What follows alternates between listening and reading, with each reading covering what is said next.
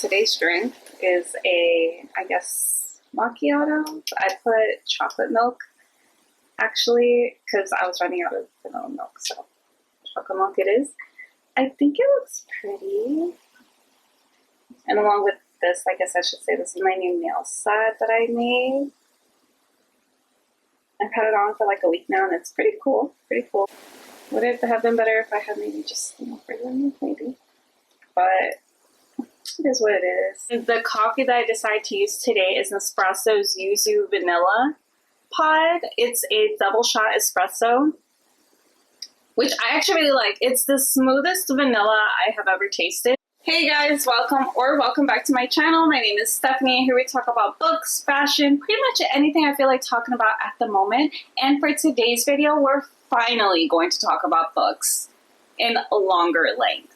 I will say that I have not been in a reading slump, which is fantastic. We're going to be talking about all the books I read so far this year. Let's get to it, guys. I'm so excited to talk about these books. I'm also kind of in a little bit of a time frame since I'm going to Connecticut in like less than 2 hours. So sit back, have a drink with me, and let's talk about these books. And some of them are going to be on screen soon, so I'm really excited to talk about some of these. Oh, guys, so, I'm usually all for, have a drink with me and stuff, and I'm usually just looking at one book. So let me just show you all the books that I read. And this requires a lot of upper arm strength, at least for me, to be able to, even lift this in the first place. I read these many words, and then there's some on the Kindle that I've also read. I swear, these are my pride and joy. Just being able to read these every day, I'm just like, oh my gosh. So let's start. I'm going to go by chronological order on which books I read when. I have a list on my phone on the ones that I read. So I made sure I kept tabs on this one because that way I know how long it usually takes me on average to finish a book, especially with certain amount of pages and stuff. So we're going to start off with Great Big Beautiful Life. I started reading this January 20th, and I finished it by January 25th. So I got it in hardcover, so I was carrying this around every day, all day, for a whole week, basically. And it says it's part of Reese's book club, so I have to be good, right? I did enjoy this book. I just feel like it wasn't what I was expecting. I mean, I heard mixed reviews about this. Some people were saying that it was great, and some people were saying that it wasn't one of her best books, that maybe I should have read Book Lovers or Beach Read, because I heard that those are phenomenal, and I did hear that I think it was Beach Read that's going to be on screen soon. I'm going to start with reading the synopsis, and then we're going to get into a little bit of what I can remember from this book. Being that it's the first one that I read this year, I don't really have too much memory on how I reacted as I was reading the book. So let's get started. She was the stuff of legend. Alice Scott is an internal optimist still dreaming of her big writing break. Hayden Anderson is a Pulitzer Prize-winning human thundercloud. And they're both on balmy little Crescent Island for the same reason. To write the autobiography of a woman no one has seen in years, or at least to meet the, I don't know how to say this word, octarinian, I don't know, who claims to be the Margaret Ives. Tragic heiress, former tabloid princess, and daughter of one of the most storied and scandalous families of the 20th century. When Margaret invites them both for a 1-month trial period, after which she'll choose the person who will tell her story, there are 3 things keeping Alice's head in the game. 1. Alice genuinely likes people, which means people usually like Alice, and she has a whole month to win the legendary woman over. 2. She is ready for this job and the chance to impress her perennially unimpressed family with a serious publication. And 3, Hayden Anderson, who should have no reason to be concerned about losing this book, is glorying at her in a shaken to the core way that suggests he sees her as competition. But the problem is, Margaret is only giving each of them pieces of her story. Pieces that they can't swap to put together because of an ironclad DNA and an inconvenient yearning pulsing between them every time they're in the same room. and it's becoming abundantly clear that their story, just like the tale Margaret's spinning, could be a mystery, a tragedy, or a love ballad, depending on who's telling it. That's what the book is about. Even reading the synopsis, I can barely remember, which means I probably didn't enjoy the book as much as I thought I would. This book has, in total, 416 pages, and then you get the acknowledgements page. So I guess I was reading maybe 100 pages a day, so that it kind of ended up me finishing it in 5 days, which on average is how many pages I do read a day. Unless I'm like super into it, then I'll end up reading a little over 100 a day. So I can't remember what this was about, guys. I'm so sorry. All I could tell you is that I did read this book. My issue too is that I don't carry a highlighter majority of the time that I'm looking at these books. So I know that I put doggy marks for a reason. It's not for bookmarking because I have a bookmark. But I can't remember what I enjoyed about this book and what I didn't. What I can say is that the fact that this lady had these two characters really like all messed up because she's giving them two different versions. And then when you find out, I think, why she did that, like the real reason why she did it, which was the plot twist. It was just like, it was cool. I love scandalous books. Like, I fell in love with Seven Husbands of Evelyn Hugo. Love that book. I also read, I have it here somewhere, Valley of the Dolls. Also a great book, very good scandalous book as well, if you're looking for something like that to read. And I have another book that's also a little scandalous in my book cart, which I'm going to get to after I finish what I'm reading right now, because it's part of the book of the month options. So yeah, I don't remember much about this book. I just know that I like the fact that it was scandalous and that this lady was really giving them two different versions of her story. And neither one of them could say, oh yeah, this is what she told me, this is what she told me, because they had an NDA signed, so they couldn't speak of it. And she would know. I feel like she definitely would find out if they did speak to each other about it. So it was interesting. And I think I remember enjoying the ending, but I don't think I enjoyed it as much as, like, I enjoy other endings of the books that I read. So that's pretty much all I can really say about this book. I think on Instagram I had said that this might have been a 3 or 3.5 out of 5 just because I enjoyed the writing, but it just wasn't giving me this warm feeling in my body and in my heart that this is a great book to read and that the author wrote it with her heart. Or I don't know what it was, but it wasn't like singing to me. It wasn't giving me a feeling. I don't know if you guys know what that feeling is. Like when you read a really good book or you listen to a really great song and you get like these goosebumps and then you just want to know more. This book didn't do it for me. So it was a kind of rough start to the new year, but it did not leave me in a slump. I will say that. Some people might actually really enjoy this and give it a 4 to 5 out of 5 stars, but for me, it was a 3 out of 5. I think I would enjoy book lovers and beach read more. Okay, now this book I'm actually really excited to talk about because it's going to be on screen in September. So I'm really excited to see how this plays out and what scenes they're going to keep and what they're going to not keep and if they're going to change anything, add anything that wasn't in the book. I don't know, but really looking forward to this one. The next book that I will be talking about is Love Hypothesis. And I read this on the 25th. Right after I finished that book, I went straight into Love Hypothesis on January 25th, and then I finished the book February 16th. It took me a little bit longer to complete, most likely because I had already started costume designing around the 28th, 29th of January, but still tried to find time to read this book. Oh my gosh, my mom bought it for me, I think, last summer because Target, or Target as I like to call it, had a buy two get one free book sale. So this ended up being one of the books that she got me. And oh my gosh, super duper cute. Look, guys. Ah! And then if you look over here, wow, really cute. I'm a sucker for packaging, so this is like a super duper adorable book to hold on to and to just carry around for everybody to see. This book has 397 pages. So I was probably reading maybe 10, 20 pages a day. Let me read the synopsis. And also my hair, by the way, is my natural hair, so that's why it looks really all over the place and not what my hair normally looks like. But anywho, all right, let's get started on this. Okay.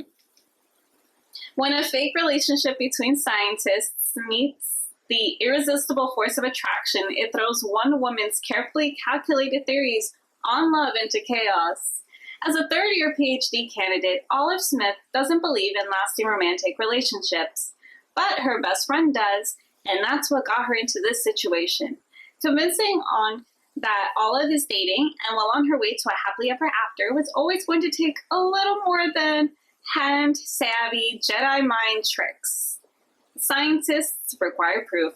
So, like any self-respecting biologist, Olive panics and kisses the first man she sees.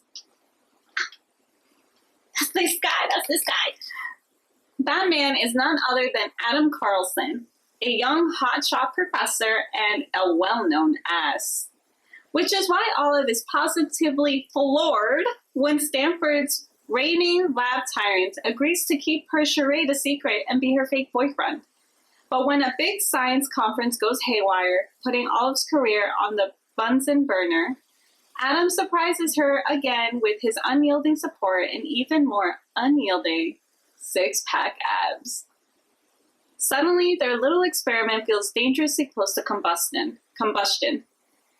And Olive discovers that the only thing more complicated than a hypothesis on love is putting her own heart under the microscope. Oh, cool. This collector's edition, I didn't even know this was a collector's edition. This collector's edition features designed end papers and stenciled edges, a previously released bonus chapter, and a brand new bonus chapter from Adam's point of view. That's what that was. I thought that was just included in the book. Man, it's been months since I touched this, and I'm still learning something. I love science. And I love reading. That's the thing I loved about this book. I think I gave this book like a 4 out of 5 stars or 4.5 out of 5-star rating because I have a thing for science. Initially, before I became a theater kid, I was like so absorbed in science. I was like a science and math geek. The only thing I failed in math was geometry. I still don't understand the concept of shapes to this day. So whenever I get my hands on something like this, I go crazy. It's why I love lessons in chemistry. That book was so great to me. I loved it. And then seeing it on Apple TV, the show was great too. I thought it was really, really accurate to the book for the most part. So I'm really excited for this book. There's so many good scenes in this book. What I did enjoy about this book very much, let me just get into a random chapter. Every chapter came with a cute little quote thing to read. So this one says, hypotheses. I think that's how you say it right now, hypothesis. I don't know.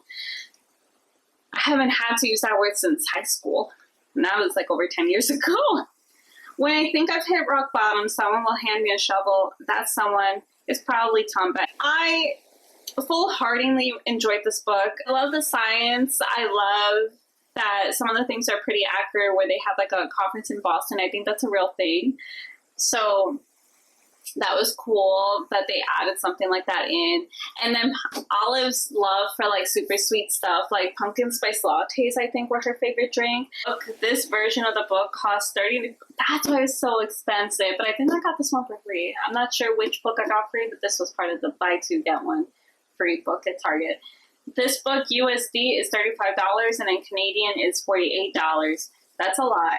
And this is not even a signed copy. But, I mean, for everything that it comes with, I think it's pretty great. I'm really glad I snagged this book. I didn't even know I had the bonus chapter and an Adam point of view chapter. Now I have to ask my friend if she read that or if she got the regular edition. So, really great book. I liked how everything played out from my memory of it. I did enjoy that very much. I do want a separate video on this one. Just let me know. And I will do my best to remember what happened because I'm pretty sure I wrote notes somewhere. The next book on my list of books that I read so far was Love and Other Words by Christina Lauren. Also another cute book. And during Valentine's Day season, that was really nice, my timing of reading it. I started reading this right after Love Hypotheses on February 16th. And then I finished it by February 22nd. So right before the end of February, I ended up completing it. And I think I ended up finishing this because there was a snow day that we had in New York where we couldn't go anywhere. And I think my job had to close for the day because of that. So I'm pretty sure that's why I was able to finish this book. I remember being on my couch reading it, and it was like really snowy. So either that was one of those days where they definitely like said, we can't come into work today, or it was on a weekend. But either way, I loved this book too. I think I might have rated it 3.7 out of 5 or 4 out of 5 stars, just because of like maybe the writing structure wasn't really my thing. But it was, I think I remember crying. I'm going to have a picture here on like how I reacted at the end of the book, or like towards the end of the book, how it had me feeling. And I already knew how this was going to play out. I knew what the final line was going to be. I'll read the synopsis for this one. And this is a paperback cover, which is up first compared to the other 2 books I showed you. So, Love in Other Words by Christina Lauren. A dynamic love story will restore anyone's faith in love. Oh my gosh, yes. And then this book also helped me kind of believe in love again, sort of. So, let's keep going. Macy Sorensen is settling into an ambitious, if emotionally tepid, routine. Work hard as a new pediatrics resident, planning her wedding to an older, financially secure man. Keep her head down and heart tucked away. But when she runs into Elliot Petropoulos, like these names are a little hard for me to read, so I'm sorry if I'm saying it wrong. The first and only love of her life, the careful bubble she's constructed begins to dissolve. Once upon a time, Elliot was Macy's entire world. Growing from her gangly, bookish friend into the man who coaxed her heart open again, only to break it on the very night he declared his love for her. Told in alternating timelines between then and now, teenage Elliot and Macy grow from friends to much more, spending weekends and lazy summers together in a house outside San Francisco devouring books, sharing favorite words, and talking through their growing pains and triumphs. As adults, they have become strangers to one another until their chance reunion. Although their memories are obscured by the agony of what happened that night so many years ago, Elliot will continue to understand the truth behind Macy's decade-long silence, and will have to overcome the past and himself to revive her faith in the possibility of an all-consuming love. This book was so cute! My gosh! So we get, from my memory of this book, we get a present day and we get a flashback. Like every other chapter. It was similar, like, writing style might have been similar to The Summer I Turned Pretty, where we get a what's happening now, and then we get a flashback. What's happening now, flashback. We may have gotten both points of views. I don't remember. Maybe I should look. Do they have names? No, they have dates. But they tell you how long it's been since whatever. So we're following these 2 characters, Macy and Elliot, and we're figuring out like how they started, how they met, and then as they, got to know each other more, and then what led to the night where, they didn't work out. And then now they're adults, and now they're going through this house that they used to spend their summers at, and she's like, this girl, Macy, she's like questioning whether or not she should be with, if her life is really where, the life she has now, is it a life that she wants, or maybe Elliot is like the one who knows, it was a very interesting book in that way. I really love the way that this was written. I love Christina Lauren. Like, she made, if I remember right, the Unhoneymooners, which was a book I really enjoyed reading as well, and it was recommended by one of my best friends. He let me borrow that book from him, and I really enjoyed reading it, and I remember talking about it here on YouTube. So, another book, yet again, by Christina Lauren. Love this book. If I could reread it for the first time, I definitely would. And I would definitely recommend it, especially during Valentine's Day season. I feel like was a good time to read this because your girl was single, and it still is. But definitely during February, it's kind of a tough month sometimes. Let's see if I can find something I liked. Oh, I found something. I actually underlined a quote on page 131. And this is like, I guess out of context, you guys, I don't know if y'all read it. I never got to fall out of love. I just had to move on. I highlighted that for something. I think I just liked the way that was written. It was very interesting. I'm like, yeah. Oh, I have another one. Oh my gosh. This one I actually wrote a note on page 102. Okay, they're describing the room that they hung out at, if I remember this right. This is like their special room in that summer home. I turned back, leading us into my room and all the way back into the closet. Since we'd moved in, this space had slowly taken on a life of its own and was now complete. Of course, there were the shelves along one entire wall, the beanbag chair in the far corner, and the futon couch on the wall opposite the bookcase. But only a couple of weeks before, Dad had painted the walls and ceiling a midnight blue. God, that's my favorite color. Well, I love blue, all shades.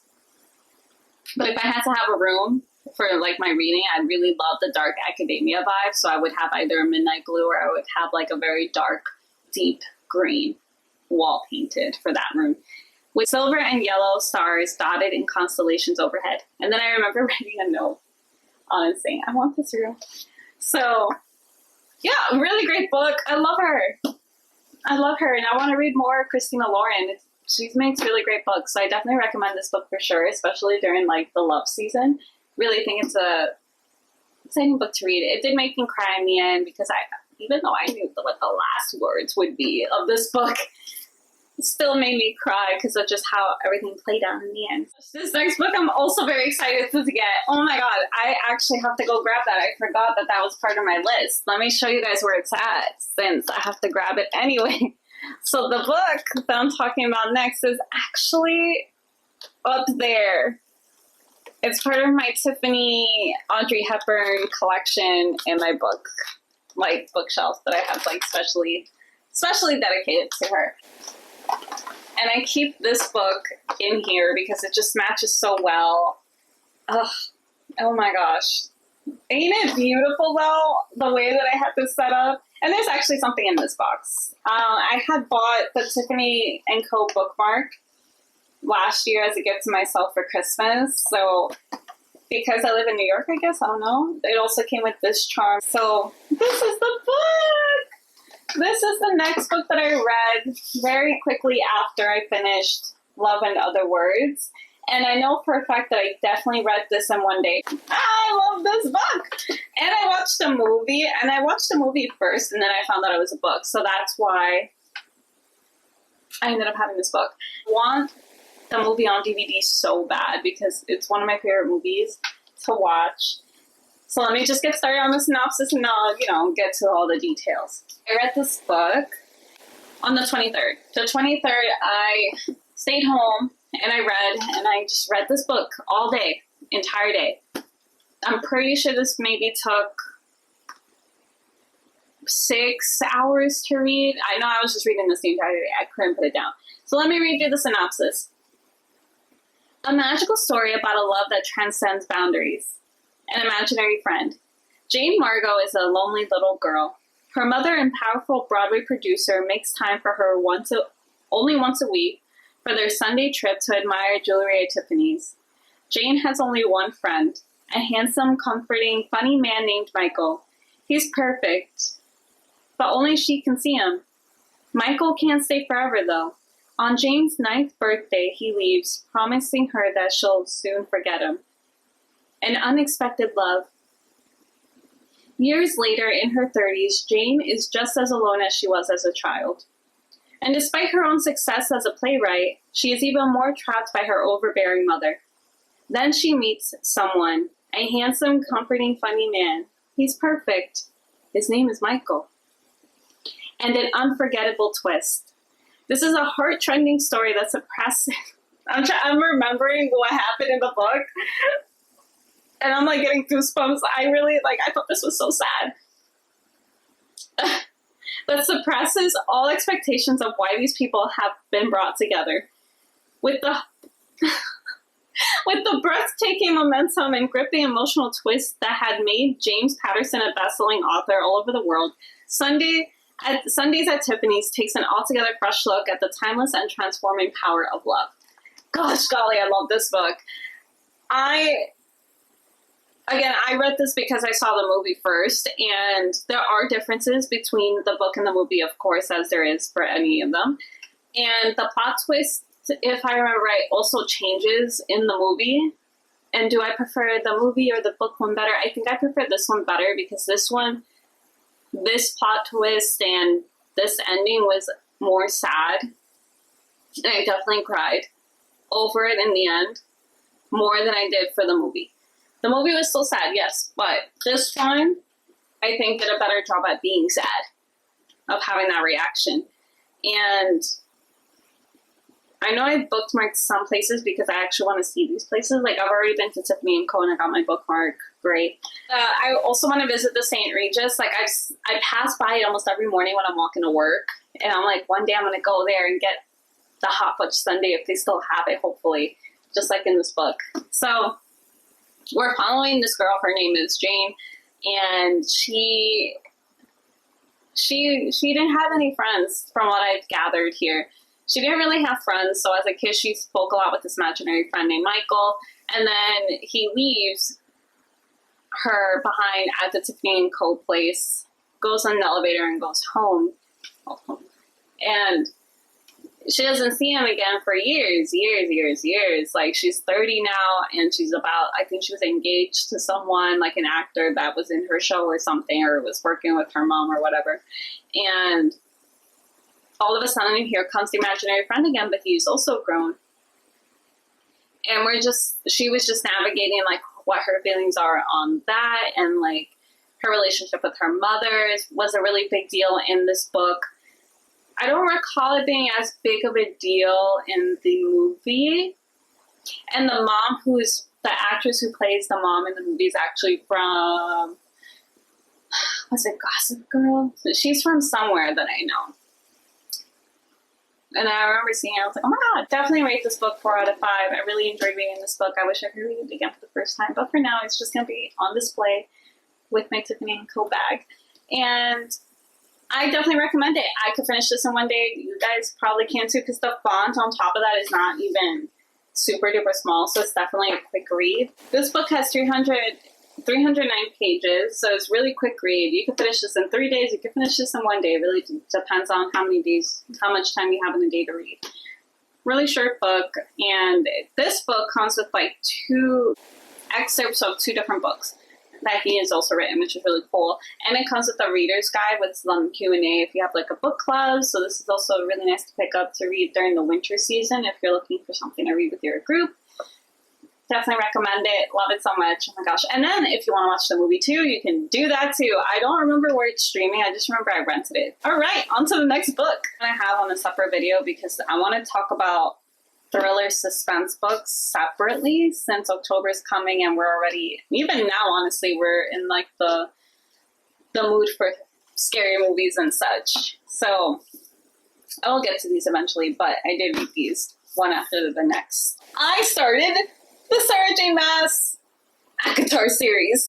Y'all, I think that this series has to be a video on its own as well, but I did start this around March 9th, and I only know this date because that's when I injured my toe, and I couldn't go to work for a week, so I did spend the week starting this series. Obviously, I didn't finish it all during that week, but this took me, guys, I started that in March. I literally finished it like maybe 2 weeks ago.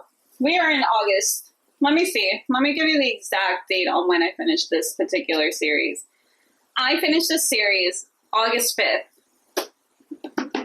My God, I think that was a good amount of time to read these series. Like, I think it took, that's how much it would take on average to finish it. But I feel like obviously I would have finished this a lot faster if I didn't work all the time. But, and then also I was still costume designing when I was reading this. So I managed to find time in between everything. And this one I like to show off because I got this in Italy when I was gone. I was trying so hard to find like Italian versions, but I wanted like a cool cover that I don't already have. So this is what I got, and it's my favorite book. If there was anyone I love more, it's Nesta. She's my favorite character, but we will get more into this series separately in a different time. But for now, that was the next book series that I got into. And now for the last book that I've read so far I read The Housemaid. I read this actually before I got into the book that I'm about to present to you guys. I'm up to book 2, but I'm kind of waiting a bit on that one because I want to get through the book of the month list, and the second movie doesn't come out till next year, so I'm good to go on that one. Anyway, This is another book that I'm going to talk about separately in a different video alongside The Housemaid, The Housemaid Secret, and that's also why I wanted to do that separately, because I want to finish The Housemaid series, the trilogy, before I make that video. I want to get into The Perfect Divorce, The Perfect Marriage, The Housemaid series, and Verity together in one video because they're all within the same genre, and there's so much to talk about with all that, so I don't really have the time for it. But I finished this one more recently too.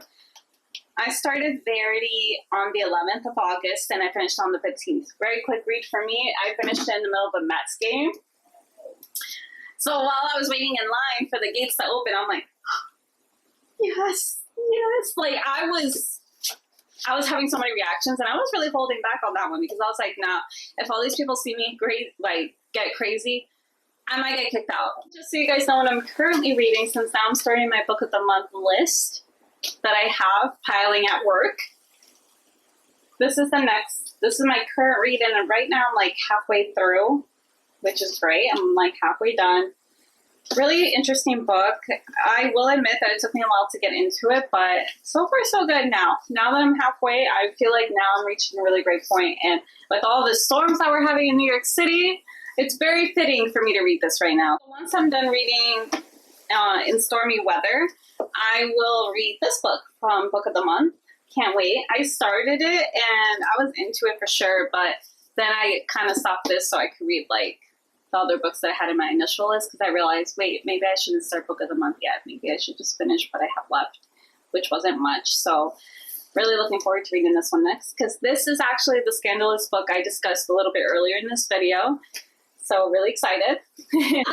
That's pretty much it. I have been reading back to back. If I could do the math of how many words I've read so far this year, I wouldn't even know what that is.